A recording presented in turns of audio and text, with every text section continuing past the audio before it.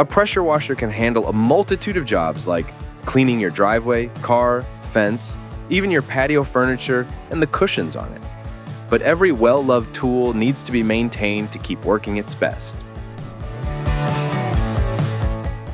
The maintenance varies between gas and electric pressure washers, and you should always consult your owner's manual for specifics. Before you get started, unplug your pressure washer and disconnect it from the water source.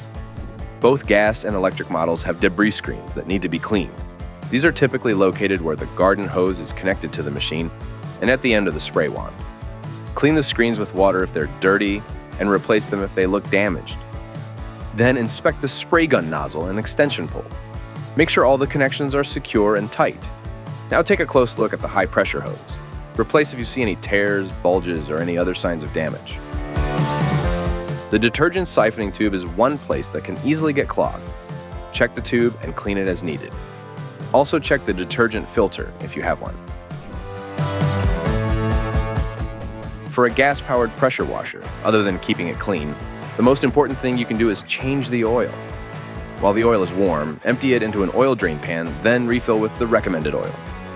Next, look at the spark plugs. Clean around the outside of the spark plugs before you remove them. This prevents any debris from falling inside the engine. If the spark plug looks damaged or if the electrodes look burned, then it needs to be replaced. If you need help locating, removing, or choosing replacement spark plugs, consult your owner's manual or stop in the store and we'll help you. It's time to check the air filter. Some foam filters are reusable and can be cleaned. A paper filter needs to be replaced if it's dirty. These steps will keep your pressure washer maintained so it can help you all season long. Let us see your most recent project. Tag at Lowe's Home Improvements so we can show off your hard work.